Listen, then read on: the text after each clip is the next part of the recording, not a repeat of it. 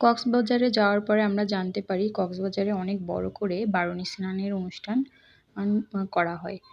তো আমরা যেই ভাবা সেই কাজ, যখন সেখানে ছিলামই তখন আমাদের যাওয়ার প্ল্যানটা করে ফেলি। তো সকালবেলা রেডি হয়ে চলে যাই সেখানে। যাওয়ার সময় রাস্তায় প্রচুর জ্যাম ছিল। এই যে জ্যামের কারণে গাড়ি আগাতে পারছিল না। আমরা রিক্সায় করে যাচ্ছিলাম। তারপরে দেখলাম অনেক লোকজন সেখানে হেঁটে হেঁটেই চলে যাচ্ছে। সামনে যেহেতু গাড়ি যাবে না, এর জন্য আমরা ওখানেই নেমে পড়ি যেখানে জ্যাম ছিল। তারপর আমরা হাঁটা শুরু করি। হাঁটা শুরু করে সামনের দিক আগাতে থাকি এবং যেয়ে দেখতে লাগি যে কোথায় এটা আছে। আমরা সেভাবে চিনি না, কিন্তু এই লোকজনদের পেছন পেছন চলে যাচ্ছিলাম আর কি। যেয়ে দেখি সেখানে অনেক লোকজন যাওয়া আসা করতেছে।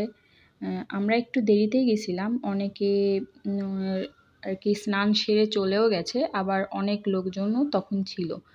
তো যাওয়ার পর এখানে এই যে গঙ্গা পুজো এবং বারুণী স্নানের জন্য যে অনুষ্ঠান হয়, ধর্মীয় সাংস্কৃতিক অনুষ্ঠান, সেটা চলছিল।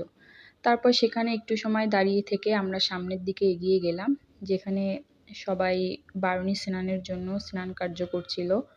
তো সামনে যেয়ে দেখি আমরা দেরিতে গেলেও হবে কি, তখনও অনেক লোক সেখানে সবাই স্নান করছে। প্রচুর লোক, যত দূর চোখ যাচ্ছিল শুধু লোক আর লোক।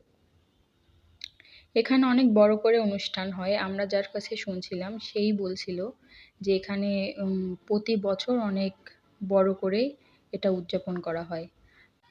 এই দিনে অনেকে তাদের পরিবারে যদি কোনো মৃত ব্যক্তি থাকে, তাদের আত্মার শান্তি কামনা এবং মোক্ষ লাভের জন্য তর্পণ করে থাকে।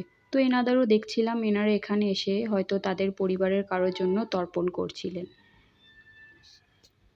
আমরা যেখানে ছিলাম সেখান থেকে এই বারুণী স্নানের স্থানটা বেশ খানিকটা দূরে।